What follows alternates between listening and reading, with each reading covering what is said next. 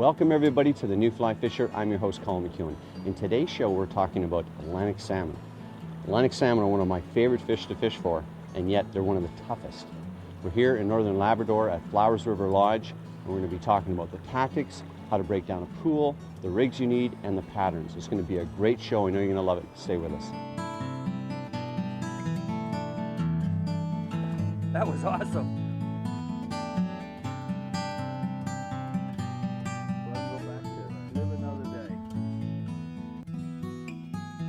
These are extremely strong fish. There you go.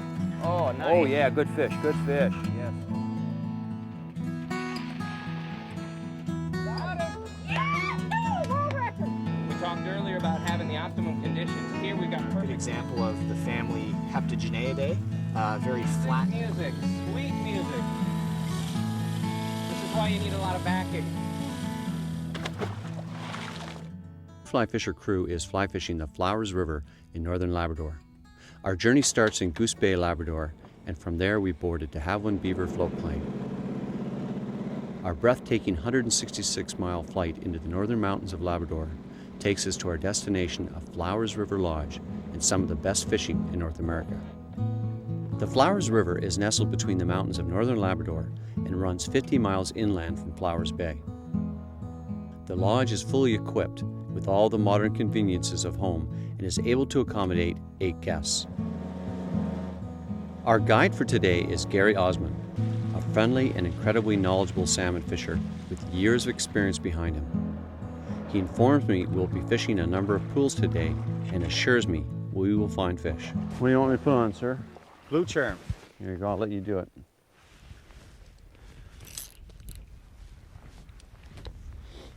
Well, that's a good shelter spot. You found a good one. It's one of the best places here right now because we get a lot of wind. Yeah. What are you doing? You want me to quartering? Cast out 2 o'clock, 10 o'clock. Keep your line straight and let it swing right in. Comes to a stop, haul it back, cast out again. Do you strip it back? Do you find the No stripping though. Okay. The water in the Flowers River runs extremely clear, and the fish can see you approaching. Stealth is a must when entering the water, and the use of any object to hide your presence is prudent. Placing yourself far enough upstream to cast and not be detected by the fish is the name of the game.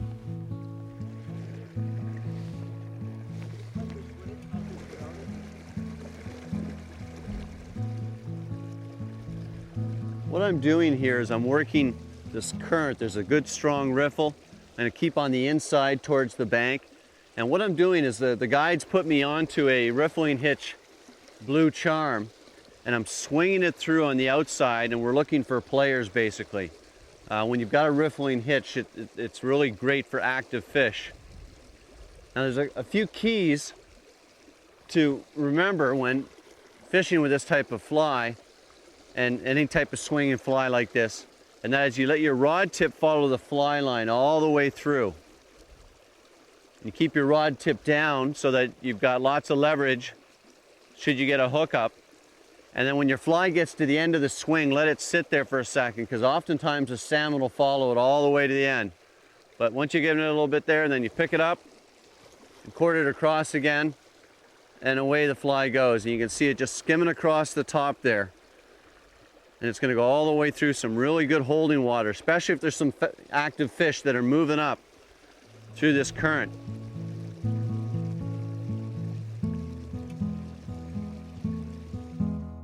After working the hole over completely with no takes, Gary suggested we move to another spot. When you least suspect it, that's when you get the strike.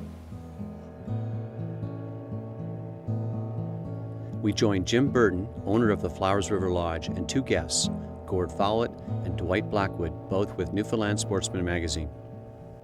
We're here on a salmon fishing trip with Flowers River Lodge. We were here 2 years ago and did salmon, char and trout, and we were invited back again. Of course, we weren't turning this down. It was the best fishing trip we've ever had. Well, here at Flowers River, in the river itself, you have salmon, which can go in excess of 30 pounds. You also have a couple of prime pools here where it holds a lot of char, and they can range up to 8 to 10 pounds. Secondary to that, there are 2 little flyouts from here, only about 10 minutes flying. One is Char Lake, which has an abundance of char, large char. And then you've got another little spot that we fly to, which I won't name right now, which has an awful lot of brook trout. You can't help but catch trout by casting your line. We use a lot of bugs. The orange bug is popular on a lot of rivers in Newfoundland and Labrador, but perhaps the most popular fly overall on any river would be the blue charm, the dark-winged blue charm. And even with the dry flies, the bugs, most often I fish those wet and usually have a lot of success with them.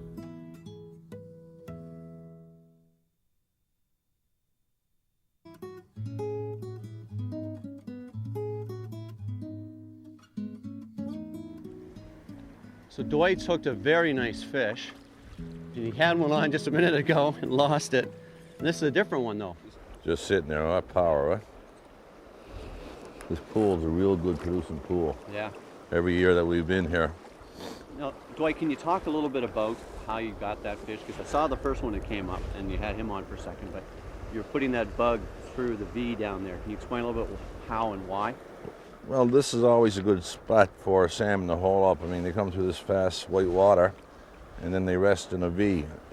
I always find a V to be an excellent place to fish on salmon rivers.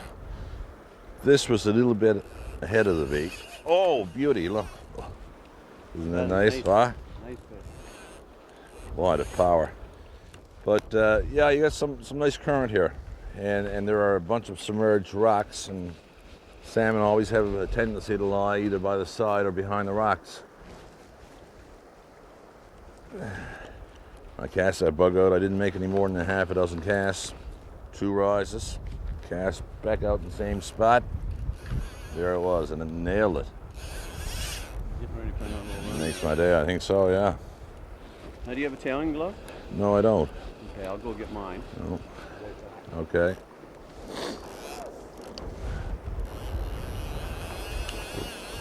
This is a beaut. I'd say it's a big, thick grilse. Probably 6 or 7 pounds would be my guess. Colin, you gonna do the honors? Yeah, bring over. You want me to come here? I'll try and get him a bit closer to you. You probably stay still, you'd have a better chance, I think, of getting them. I tell you, when you get a grip on the tail, you get a grip on the tail because they've got so much power in that tail, it's unbelievable. He's a nice thick grilse. Very bright. Look. This is something awesome. I think the anticipation of getting a rise is what salmon fishing is all about, is what makes it so exciting. It's a very, very challenging fish to get. And when you get a rise and you get a strike like this, you can easily see why a guy spends hours and hours on the river without even having a hookup. Now, that's a barbless hook, believe it or not. What a gorgeous, gorgeous fish. Thank you. Gonna pop that out. There we go. See? Nice little brown bug with a yellow head. Look. Okay. All right, let's let him go. There he goes.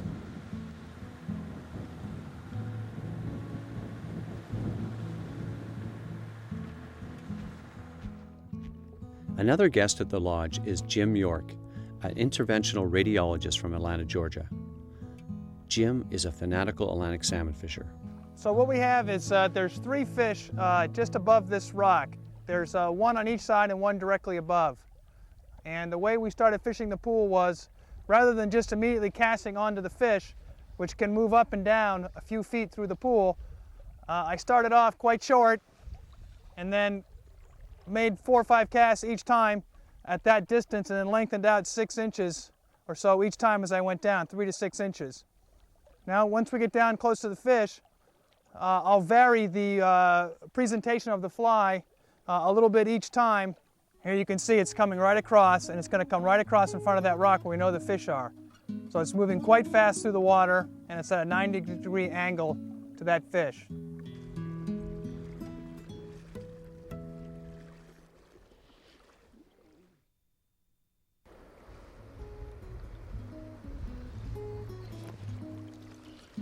Well, this lodge was built in 1974 by a company called Bowaters, which was a pulp and paper manufacturer.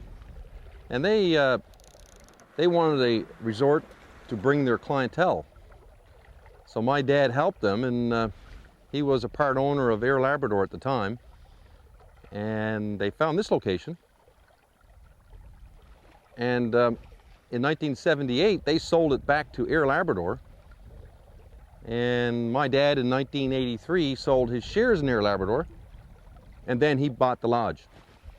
So really, we've been involved here now for 30 years. The Flowers River Lodge is very unique. We have our own de Havilland beaver flow plane at the lodge. In the event that the salmon season starts a little early or a little late, we can offer flyouts in our de Havilland beaver. A lot of folks like to go out and look at icebergs. We have whale watching we can provide with the beaver. We also do a fly out to a lake about probably 10 minutes away where we catch 2 and 3 pound brookies. And it's not uncommon to go over there and catch like 50 brookies in 3 hours. We also have another little lake that we use. It's only 5 miles from here, and we do fly rod fishing and spin rod fishing at that lake, and we catch Arctic char up to 12 pounds. It's quite National Geographic over there to see these Arctic chars swim by your feet in literally 2 and 3 feet of water. They come into a little brook and they spawn, and then they go back out to the ocean.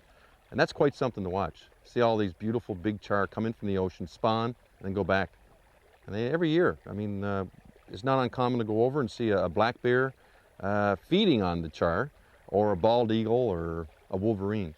So the last night here at the lodge, we had, at 2 in the morning, we had the wolves crying, timber wolves, up and down the river. And that was very, very unique to hear that. There's very few places in the world right now where you can go and listen to the wildlife that surrounds the lodge and all the area in northern Labrador. The next morning, the air was cool and the mist was rising from the water. I love this time of day, and I felt this was going to be my day to take a fish. Well, that took a bit of work. That's not the same fish, I don't think, that I rose before. The one I had was up there. Oh, it's a nice grill. All right. Yeah, please. You got a glove or? Yeah, I've got one right here. Oh, beautiful.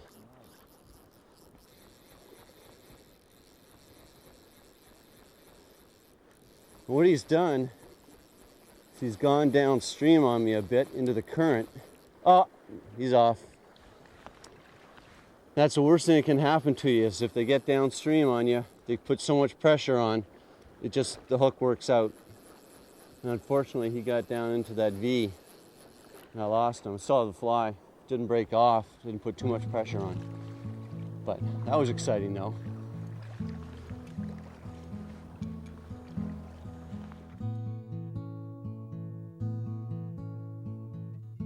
You know, really, there's not a very large selection of flies. If you're talking fishing gear, there's not a large selection of flies that you'd need here. You know, some 4 or 5 different types of bugs: orange bugs, orange bombers, green bombers, and then your wet flies like the blue charm that I mentioned, white-winged blue charm, thunder and lightning, and of course rain gear. The weather could change in 5 minutes. We left the day before yesterday. We went upriver. There was absolutely no sign of rain. We left our rain gear aboard the gazebo, and before we got up there, it was raining. We were looking for a rain jacket. So I carry those no matter how sunny it is. I carry a rain jacket with me. 9 weight rods with large capacity reels are needed for the Flowers River due to the fact that the fish can get to 30 pounds and take you for quite a long run along the river. Additionally, it can also get quite windy, and a 9 weight will help you cast into the wind at distances with large flies. I actually saw that fish flash, and I cast above him, and he came about 3 feet back to take this fly. What I'm gonna do is get him into some shallow water here. He's still pretty green. Oh! Some side pressure on him here.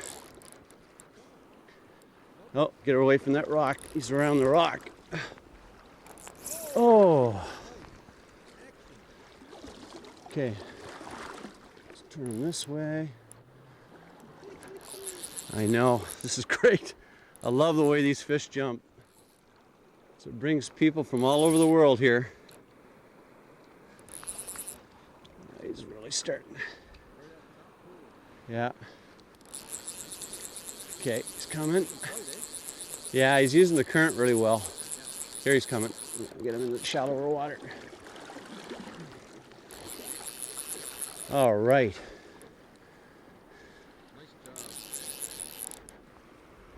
Nice grills.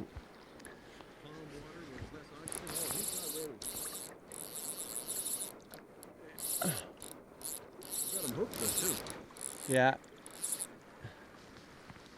Yeah, I let him really take it there, and then when he turned, I set the hook. Okay. Oh, no.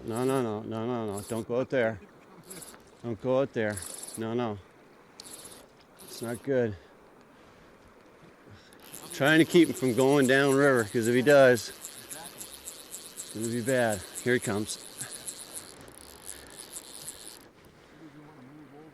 Yeah, I'm going to bring him in a little shallower here. Okay. Okay, I'll bring him to you, Jim. Okay.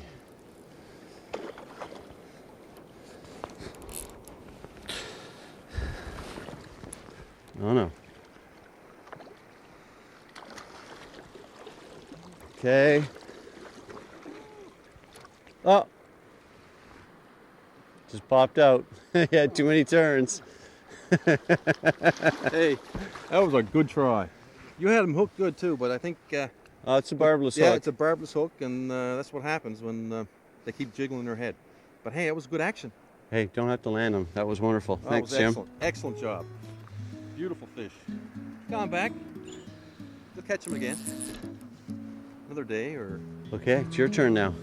Let's get back out there.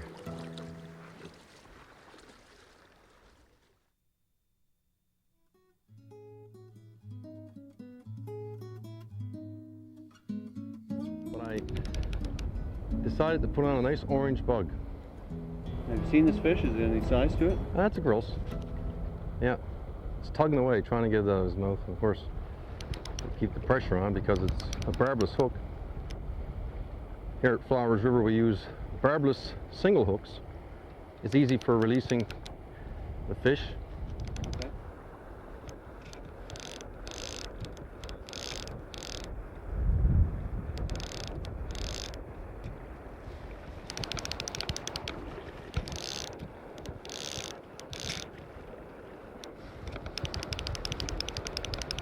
This is great. This is just great. Isn't this something? Up here in northern Labrador, catching these beautiful Atlantic salmon.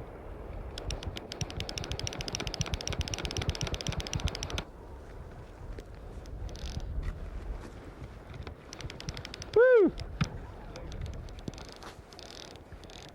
So I'll walk in front of you for a second there. Grab my glove.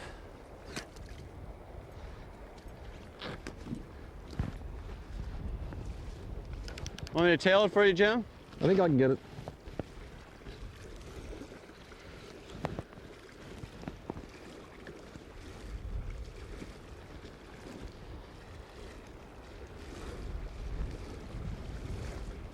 This one's not jumping as much as that last one, eh? No, it's not a, it's a...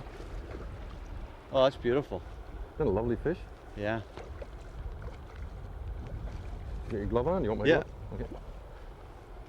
If you want, you can tail it. I don't have a problem with that. Oh, you go ahead. You go ahead. Okay. I'll sit down here a bit and cruise it over to me.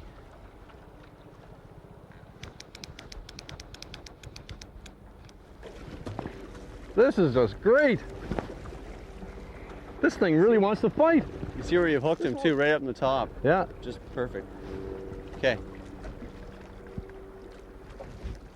Come here. Keep him in the dead water so he doesn't get any oxygen. Yeah. You take Okay. that hook will come right out. I'll hold it up. Barbless.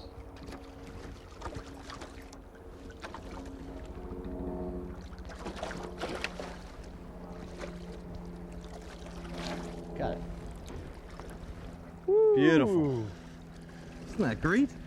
Wonderful, Jim. What a lovely fish. This is why people should come up here. Look at that. Okay, you want to pop that? This is a barbless hook. Yeah.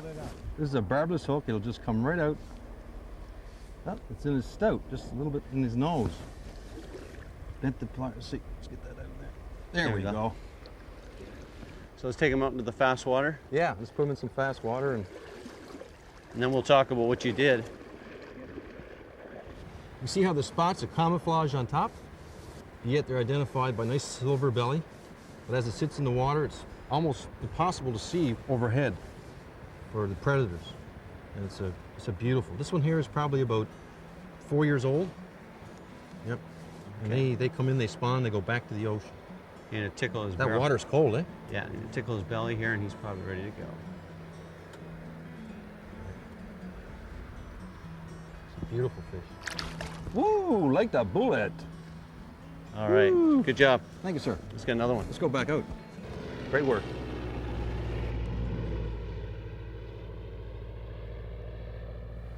We've had a couple of great days of Atlantic salmon fishing. We even caught a few fish, which was wonderful considering the conditions changed quite a bit, and we've had quite a few fronts going through. Now, we've talked a little bit about strategies, some of the tactics, and if you put those into play wherever you Atlantic salmon fish, or even for other species such as steelhead, you'll catch fish. From Flowers River Lodge in beautiful Labrador, thanks for watching. We'll see you next week. Hi, I'm Tom Rosenbauer. Hope you enjoyed this video. If you like this and you want to see more, subscribe and you can get all our weekly uploads. Fly Fisher is made possible thanks to the Canadian Fly Fisher magazine, Scientific Anglers, mastering the sport with science, Islander Precision Reels,